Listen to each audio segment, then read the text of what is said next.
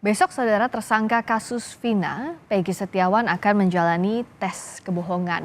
Bisakah tes psikologi ini mengungkap kasus Vina? Kita akan bahas bersama Yusuf Warshim, Komisioner Kompolnas dan Handoko Gani, pakar mikro ekspresi.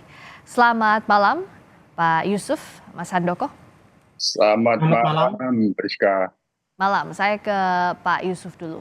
Dari tes kebohongan yang akan dilakukan besok, ini apakah bisa jadi momen penting untuk penyidikan menurut Kompolnas? Sementara saat ini faktanya adalah masih banyak bukti-bukti terkait dengan pembunuhan ini yang belum terungkap. Baik, terima kasih Priska. Kompolnas sendiri sebagai pengawas Polri dalam hal penyidikan kasus Vina ini, terutama pasca penangkapan Peggy PS yang telah ditetapkan sebagai tersangka, untuk memperkuat alat bukti agar menjadi terang peristiwa pidananya, perbuatan pidananya, kami mendorong penguatan pembuktian yang didukung oleh scientific crime investigation. Tentu ketika ada kebutuhan untuk melakukan pemeriksaan psikologi, tentunya dalam hal ini kaitannya dengan tersangka psikologi kriminal ya, psikologi forensik. Nah, termasuk juga kaitannya dengan pemeriksaan poligraf atau lie detector itu tentu sebagai instrumen dalam rangka memperkuat pembuktian yang didasarkan pendekatan scientific crime investigation. Mhm. Pemeriksaan psikologi, forensik, psikologi kriminal, pemeriksaan poligraf tentu bukan merupakan alat bukti. Ya. Yang akan menjadi alat bukti itu tentunya adalah khususnya poligraf ya, kewenangan pada hakim Mhm. itu pun nanti diwujudkan dalam keterangan ahli. Ahli yang dimaksud adalah si pemeriksa poligraf yang tentu sudah memiliki track record dan integritas yang tidak diragukan, dan itu kan nanti diuji kalau itu hakim memerlukan pembuktian yang didasarkan pada pemeriksaan poligraf. Oke. Kaitannya dengan penyidikan ini kami lihat sebagai alat bantu saja, Ya. ilmu yang menjadi instrumen untuk mendukung proses penyidikan agar benar-benar pendekatannya bisa scientific crime investigation. Ya. Itu kami melihatnya, Priska. Iya, Pak Yusuf, kan kita sepakat bahwa lie detector ini selalu jadi alat bantu tambahan saja dalam proses penyidikan. Tapi pada faktanya sekarang, bagaimana Kompolnas melihat produktivitas penyidikan kasus Vina? Karena dalam ditetapkannya tersangka Peggy Setiawan misalnya, itu belum ada alat bukti terkait peristiwa pidana yang dimaksud, yakni peristiwa pembunuhan Vina dan Eki sampai saat ini, Pak Yusuf.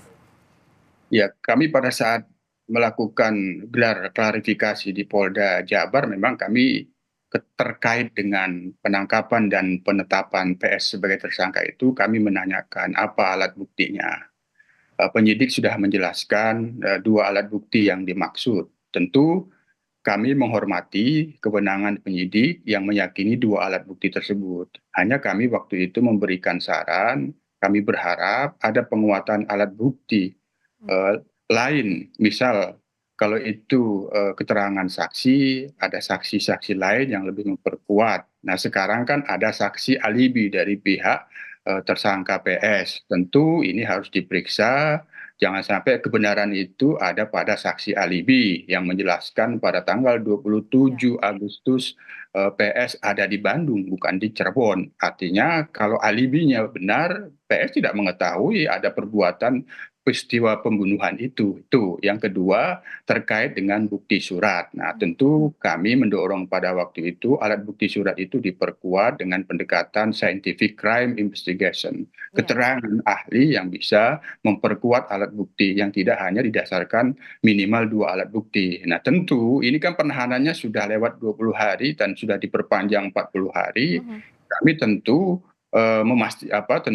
tentunya ya, penguatan alat buktinya sudah banyak seharusnya gitu. Mhm. Nah, masuk apa yang akan dilakukan, yang dilakukan pada saat ini sekali lagi, Priska, Ya. terkait dengan pemeriksaan poligraf itu hanya alat bantu berbasis keilmuan. Apakah akan menjadi alat bukti? Ya nanti itu hakim. Itu pun nanti mengantisipasi dalam beberapa kasus itu ada petunjuk katakanlah dari jaksa penuntut umum meminta untuk poligraf. Sepertinya ini sudah didahului. Namun walaupun demikian, semua pemeriksaan terhadap PS tidak boleh melanggar hak-hak tersangka. Salah satu hak tersangka yang diatur dalam KUHP pasal 50 sampai 56 itu adalah hak memberikan keterangan secara bebas. Artinya tidak boleh ada paksaan, intimidasi. Terkait dengan pemeriksaan poligraf tentu harus mendapatkan persetujuan yang diperiksa. Apabila ada kuasa hukumnya tentu harus diketahui oleh kuasa hukumnya.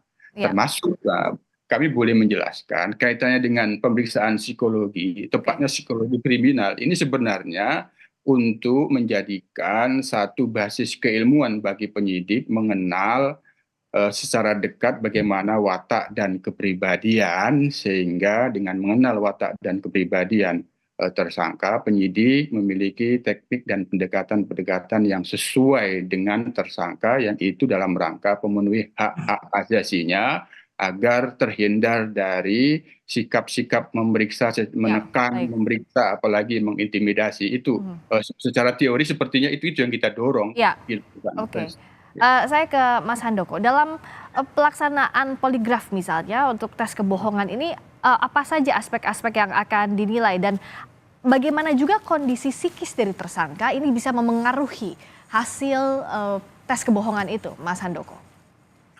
Ya, saya memberikan perkenalan dulu. Kalau saya memang salah satu pengguna authorized operator dari layer voice analysis, yang di banyak negara merupakan tandem dari poligraf. Jadi saya bukan polygraph examiner certified gitu ya, tapi saya adalah certified LVA, layer voice analysis. Nah, baik poligraf dan LVA ini sama-sama berbasis dari pertanyaan. Jadi pertanyaan merupakan hal yang sangat penting. Nah, tentunya juga mempertimbangkan bagaimana psikologis dari si dalam hal ini adalah PS.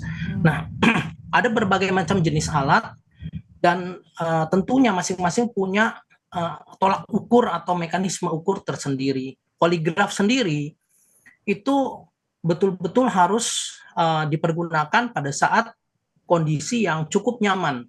Ya, artinya ketika terjadi ekstrim stres pada PS, maka hasil poligraf ini bisa mengakibatkan pembacaan yang berbeda. Nah, jadi tentunya ahli dari Puslapfor dalam hal ini certified fraud examiner dari Polri pasti sudah berpengalaman untuk membuat kenyamanan tadi. Ya. Nah, penting sekali memang bagi PS dan tentunya tim kuasa hukum untuk bisa memberikan penjelasan kepada PS. Kalau memang PS tidak bersalah, jawab aja apa adanya. Karena nanti poligraf akan menghasilkan hasil yang benar gitu. Artinya hasil yang menyatakan bahwa PS ini tidak bersalah atau tidak berbohong begitu. Nah, terkait dengan poin-poin ini, penting sekali bahwa sebelum kita menggunakan poligraf ataupun LVA, kita mesti menyamakan pemahaman antara examiner, si pemeriksa, dengan terperiksa atau si PS ini. Yaitu tentang definisi dari terminologi yang dipergunakan atau definisi-definisi dari kata-kata yang dipergunakan. Oke, Mas Handoko, izin ditahan dulu sebentar. Kita akan ikuti dulu pernyataan terbaru dari ayah Peggy Setiawan. Hari ini aja atau besok ada tes lagi? Nggak ada, hari ini aja. Cukup hari ini aja. Jadi saya tambahkan mungkin. Jadi saya tanya maksud tujuan dilakukan psikolog forensik apa? Ini untuk rangkaian proses penyidikan guna pengungkapan. Nah, jadi selain itu untuk menggali fakta-fakta, itu aja sih tujuannya. Jadi hari ini aja? Nah, hari ini aja. Jadi tadi saya tanya juga ke yang tim psikolognya, mempertanyakan untuk apa ini? Untuk melihat pola asuh seorang bapak kepada anak di waktu kecil. Itu saja sih. Ya, jadi tujuannya itu aja. Pak, itu sebelumnya tetap menolak apa dilakukan di hari ini? Kita tidak menolak. Kita langsung datangnya sesuai dengan surat panggilan. kita dapat surat panggilan untuk hadir hari ini. Tadi mulai kita mulai tadi jam 10:30, selesai jam 18:15. Oke, itu aja mungkin ya. Agenda lagi setelah tes ini kedepannya ada agenda. Sementara agenda untuk dari penyidik belum ada. Oke, terima kasih ya. Sementara itu ya. Oke. Ayah Peggy, satu lagi dong. Selain menggambar nulis tadi, ada nggak sih pertanyaan yang lebih mendalam terkait selain masa kecil? Nggak ada sih, nggak ada, cuman gitu aja, cuman tanya jawab terus ngobrol-ngobrol santai aja gitu. Nggak ada lagi ya, nggak ada, nyantai aja. Kita sambil santai, ngobrol sambil santai aja, gitu aja. Iya. Oke, makasih ya. Siap. Oke. Mas Handoko, kalau tadi kita dengarkan ya apa yang dikatakan ayah Peggy, ditanyakan juga soal pola asuh masa kecil, ini seberapa relevan saat menanyakan ini kepada orang yang diperiksa?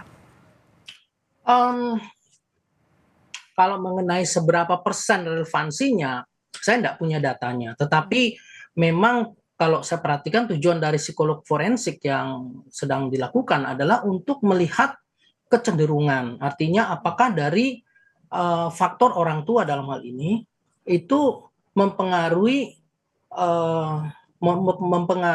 pola pikir, Ya. pola pikir dan pola tindakan dari seseorang, yaitu PS ya. Dan dalam hal ini dikaitkan nanti dengan kemungkinan dia akan bertindak membunuh tadi atau merencanakan pembunuhan. Oke. Nah, itu yang sedang dicari benang merahnya kalau ada, Oke. gitu ya. Nah, jadi tentunya ini juga menjadi sebuah catatan pertimbangan bahwa bisa terjadi orang tua mengasuh seperti pola tertentu, tetapi dalam perkembangannya ternyata si anak ini tidak dekat dengan orang tua, Oke. tapi dengan neneknya, kakeknya, dengan temannya, dengan organisasi tertentu yang membuat psikologi condition dari si anak, si PS ini berubah. Nah, ini juga perlu dipertimbangkan sebetulnya. Ya. Ya.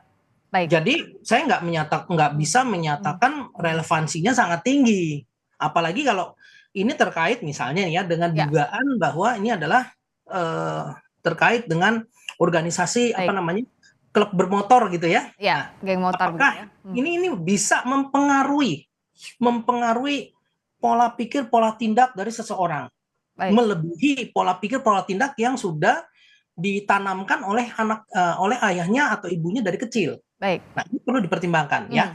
Ya, ini yang nanti akan kita tunggu besok apa hasil pemeriksaan tes kebohongan terhadap Peggy Setiawan. Tapi yang jelas kita harapkan bahwa penyidik mengumpulkan bukti-bukti, 5 alat bukti untuk menguatkan bahwa siapa yang merupakan pelakunya, dibuka faktanya secara transparan agar publik bisa percaya. Terima kasih Pak Yusuf Warshim, Komisioner Kompolnas. Terima kasih juga Mas Handoko Gani, pakar mikroekspresi. Selamat malam. Terima kasih Mas Handoko.